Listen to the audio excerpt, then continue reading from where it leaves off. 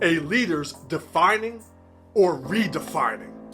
Now, as a leader, as an organization, as a team, everything and every entity goes through change and transition. And whether it be organizational change, whether it be additional responsibilities, maybe a global pandemic, change and transition is always right around the corner. And as a leader, whether you're leading in a position of leadership on a team or in an organization, or maybe personally in your life and in relationships, how you manage that matters. As a leader, there will be times where you will have to define or redefine yourself through and in spite of that transition and change. And I want to share with you 4 key ways on how to do that successfully, allowing you to be the leader you know you can be, and most importantly, what your organization, your life, needs you to be. And the first thing that we have to do is intentional love. Yes, intentional self-love. And the process breaks down like this. You have to acknowledge, accept, decide, and do. You, as most people, don't like change, especially sudden change that you didn't want. So acknowledging where you are and who you are right now through that change, through that transition. Acknowledge, stop lying to yourself or focusing on where you want to be, or more dangerously, where you think you should be or who you should be. Acknowledge exactly where you are and who you are.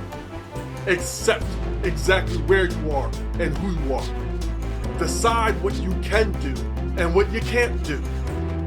The things you can do, take control of it. The things you can't, put them aside. And then develop a plan of what you're going to do consistently to evolve being the leader that you need to be. The second part is intentional growth. As a leader, you must choose to grow.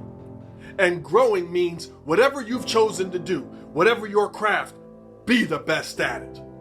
Learn it, study it, read up on it, Google it, whatever it is you need to do.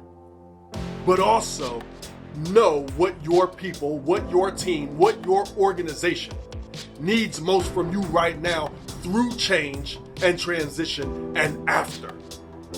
Otherwise, you're running around being busy doing what you want to do and not what they need.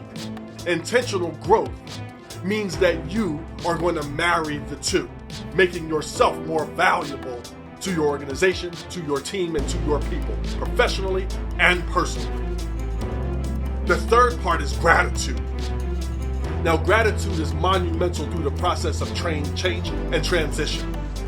And gratitude means that you have a perspective, because perspective says this: there are 1 million people in this world right now that will trade places with you. No matter how deep and frustrating your change and your transition is, there's 1 million people right now that would trade places with you. Find the positives in what's going on right now. Find the wins and live them daily. Lastly, is your team. Know your team. Know what to cut and what to modify. Now, I have a simple rule here. You don't always have to cut people. Through change and transition, not everybody that has started with you may finish with you, professionally or personally. But not everybody needs to be cut. Can you, as a leader, modify and put people professionally in the right seats? As change happened to your organization, to your team, who's left? What superpower do they have? What seat should they be in given the restructuring, the new needs, and the growth of things? Be sure to put them in their right seat. Who do you need to add?